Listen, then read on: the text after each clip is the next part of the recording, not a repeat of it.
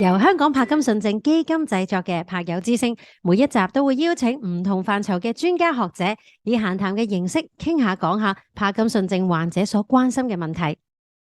Hello，大家好，歡迎收聽柏友之聲，我係節目主持 Ingrid。今集分享嘅主題係營養飲食。首先要多謝今日出席嘅嘉賓，註冊營養師沈玉 Yuki 咧，你都同我哋分享有關營養飲食同柏金遜症嘅關係。Hello，Yuki 你好啊。Hello Ingrid 你好啊。Yuki 啊，我收到啲柏友嘅提問啊，佢哋受到病症嘅影響，比較容易有便秘或者骨質疏鬆嘅問題啊。尤其咧，佢哋話便秘咧令到佢哋個肚咧成日谷住，好唔舒服啊。Yuki 啊，究竟有冇啲咩嘅食物咧可以舒緩到呢個情況咧？要舒緩便秘咧，喺日常生活中攝取足夠嘅纖維同水分係非常重要嘅。因為纖維啦就有助我哋刺激腸道蠕動，而水分就可以幫我哋軟化大便，令到大便容易啲排出。纖維方面咧，我會建議柏友啦，至少每日食1碗半嘅熟菜，以及2個中型水果。平時亦都可以多啲進食全麥麵包或者係糙米等食物去增加纖維攝取嘅。而水分就要每日至少飲6至8杯先至足夠啦。至於骨質疏鬆，柏友可以食多啲含有豐富鈣質嘅食物啦，例如係高鈣低脂奶、硬豆腐或者係高鈣豆漿。深綠色嘅蔬菜咧，亦都係好好嘅鈣質來源嚟㗎。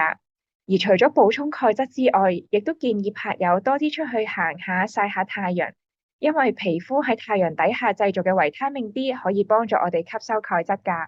明白晒。柏友可以按住自己嘅需要咧，食多啲有纖維啦，同有鈣質嘅食物啊。不過咧，我都有聽過唔少柏友咧，佢哋有體重過輕嘅狀況，肌肉流失嘅情形，或者咧相反係體重過重啊。究竟佢哋喺飲食上咧要注意啲咩咧？肌肉流失咧，有機會令到柏友嘅平衡力下降，增加跌倒嘅風險啦。而體重過輕亦都會令我哋嘅免疫力下降嘅。另一方面，如果體重過重嘅話，亦都會增加咗佢哋行路時候平衡嘅難度，同埋對於佢哋關節嘅負荷。所以維持健康嘅體重對於柏友嚟講都非常重要。對於過輕嘅柏友咧，我會建議佢哋可以適量咁食多啲碳水化合物同埋優質嘅蛋白質，例如係瘦肉啦、魚肉同埋雞蛋等。而過重嘅柏友咧，就要注意一下日常生活中會唔會經常進食一啲高油脂同埋高糖分嘅嘢食，例如係煎炸嘢啦、炒粉麵飯、汽水甜品等等嘅。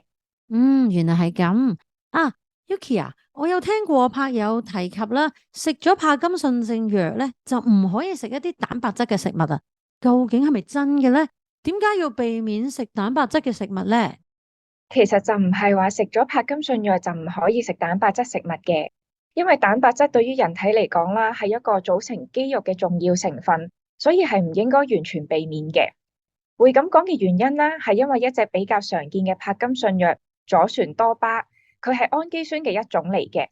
而蛋白質啦本身就係由好多種氨基酸組成，人體喺小腸吸收蛋白質同埋吸收左旋多巴咧，係會用同一種嘅運輸載體。所以如果蛋白質同左旋多巴一齊食嘅話咧，就會有機會影響藥物嘅吸收同效果。咁有咩方法咧，可以令到柏友攝取到足夠嘅蛋白質嘅同時，又唔會影響到藥物嘅效果咧？嗱，首先唔係個個柏友都會有蛋白質影響藥效呢一個情況嘅，因為每個人嘅身體狀況啦，同對藥效嘅反應都唔同。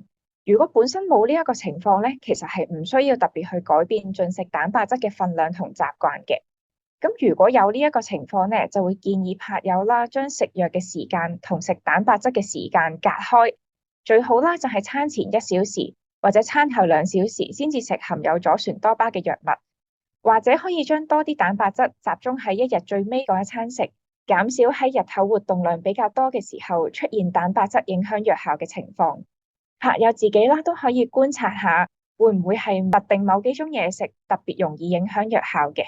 如果係嘅話，就只需要留意嗰幾種嘢食嘅進食時間同埋份量啦，唔需要成個飲食習慣都改變，咁就可以減少對日常生活嘅影響，從而提高生活質量啦。明白晒，進食優質嘅蛋白質咧，原來對柏友嚟講咧係好重要噶。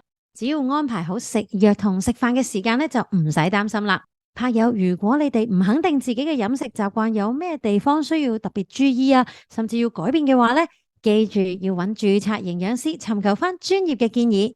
再次多謝 Yuki 今日嘅分享啊！等聽眾可以了解更多有關飲食同營養建議，去舒緩帕金遜症嘅症狀。如果拍友你哋想知道更多本節目所提及嘅內容，歡迎瀏覽香港帕金遜症基金嘅網址 www.hkpdf.org.hk 揾飲食相關嘅文章，入面有更多詳細嘅參考資料。本節目內容只作一般教育性及參考用途，香港帕金遜症基金唔會對任何錯誤或資料遺漏承擔責任。本節目資訊亦唔能夠代替合資格醫生及醫療保健專業人士嘅醫學建議、診斷或治療。如果你有任何健康上嘅問題或者疑慮，請立即同合資格嘅專業醫護人士聯繫。今集帕友之聲已經接近尾聲啦，約定大家下集再見，拜拜。